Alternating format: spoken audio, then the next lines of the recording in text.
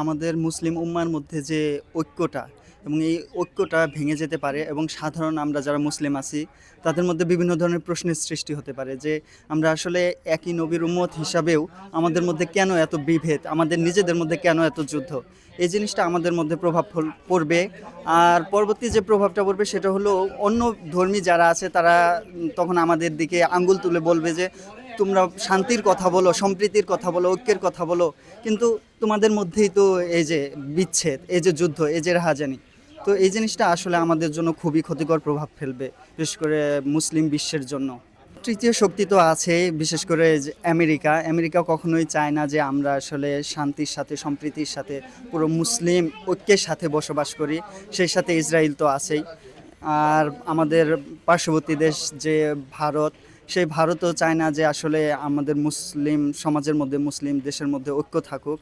তো মূলত এই যে বহির্বিশ্বের কিছু পরাশক্তি আছে তারা আসলে আমাদেরকে নিশ্চিহ্ন করে দিতে, ইসলামকে নিশ্চিহ্ন করে দিতে বিভিন্ন ধরনের ষড়যন্ত্র করে থাকে, যার একটি হলো এই পাকিস্তান আফগানিস্তানের মধ্যে সংঘাতটা। হ্যাঁ, তালেবান শুধু যে তাদের দেশের স্বার্থের জন্য কাজ করে এখন না, তারা চাচ্ছে যে নিজেদেরকে প্রতিষ্ঠিত করতে, এটা শক্তির মাধ্যমে এবং বিভিন্ন বাণিজ্যের মাধ্যমে। সেই ক্ষেত্রে এখন ভারত তালিবানের সাথে একটা চুক্তিতে আছে বা এই ধরনের গোপন তাদের কিছু চলছে পারস্পরিক সহযোগিতার। সেক্ষেত্রে তালিবানরা ভারতের সহযোগিতাও নিতে পারে তাদেরকে প্রতিষ্ঠিত করার জন্য, তাদের শক্তি সামর্থ্য বাড়ানোর জন্য এবং কি তাদের সমর্থন বাড়ানোর জন্য আর কি, আমার মনে হয়। পাকিস্তান রিসেন্টলি আফগানিস্তানে তারা আক্রমণ করছে এবং অনেক মানুষই মারা গেছে। এটা অবশ্যই আন্তর্জাতিকভাবে নিরাপত্তার জন্য প্রভাব পড়বে, বিশেষ করে আমাদের দক্ষিণ এশিয়া এই জোনটাতে তো অবশ্যই এটা, কারণ সাথে পাকিস্তানের সাথে বাংলাদেশ বর্ডার নাই, বাট পাকিস্তানের সাথে বাংলাদেশের, ভারতের একটা ভালো একটা সম্পর্ক এবং বর্তমানে এই লাস্ট জুলাই ঘটনার পরে ভারতের সাথে আমাদের সম্পর্ক একটু খারাপ হয়েছে, পাকিস্তানের সাথে আবার কিছুটা বেটার হয়েছে। তো স্বাভাবিকভাবেই পাকিস্তানের সাথে অন্য কোনো দেশের কিছু হওয়া মানেই আমাদের সাথে এটার একটা রিলেশন চলে আসে। দুইটা দেশ কখনোই শুধুমাত্র দুই দেশের ইস্যুতে মানে হয় না, এর সাথে তৃতীয় চতুর্থ পঞ্চম অনেক পক্ষই চলে আসে। তো এখানেও আছে। আমার যেটা ব্যক্তিগতভাবে মনে হয়, ইন্ডিয়ার একটা বিশাল ব্যাপার মানে এখানে প্রভাব থাকে।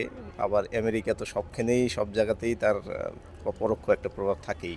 ইন্ডিয়ান প্রক্সি যতটা না আমার মনে হয়, তার চাইতে মনে হয় আমেরিকান প্রক্সি একটা হওয়ার সম্ভাবনা আছে, বা আমেরিকানদের পিছনে কোনো হাত থাকতে পারে। প্রথমেই যদি আমি বলি যে শান্তির যে পদক্ষেপ, আমরা আসলে পৃথিবীর মানুষ শান্তি চাই না, ঠিক আছে? কারণ শান্তির জন্য দরকার হচ্ছে যে কোনো সমস্যা হয়, পাশাপাশি থাকতে গেলে সমস্যা হয়। তো সমস্যা হচ্ছে সমাধান হয় কথার মাধ্যমে, দুইজন সমস্যাগুলো নিয়ে সরাসরি কথা বললে, দ্বিপক্ষীয় কথা বললে এটা সমাধান হয়। বাট কথা না বলে যখন অন্য বিভিন্ন মানে আরও পাওয়ারফুল লোকজনের সাথে গিয়ে জোট বাঁধে যে না, এটা আপনি সমাধান করে দেন, ঠিক আছে, সরাসরি না করে আমরা তৃতীয় চতুর্থ পক্ষকে যখন বলি সমাধান করে দেন, সমস্যার তখন সমাধান হয় না, তখন ওটা আরও বড় সমস্যায় রূপ নেয়। পাকিস্তানরা তাদের জঙ্গি হিসাবে আফগানের একটি সংগঠনকে আখ্যায়িত করেছে। হ্যাঁ, এই অনুযায়ী তারা অনেক আগে থেকে নানাভাবে নিধন করতেছে, যদিও এরা সঠিক প্রমাণ নাই যে ওনারাই জঙ্গি বা কোনো জঙ্গি গোষ্ঠী। হ্যাঁ, এখানে পিছিয়ে বড় একটা কারণ আছে, সেটা হচ্ছে ভূ রাজনীতি। আমেরিকার ইন্ধনে এবং ভারতের ইন্ধনে, দুই ইন্ধনের কারণে মুসলিমের বিরুদ্ধে সংঘর্ষ জোরে পড়তেছে দিন দিন।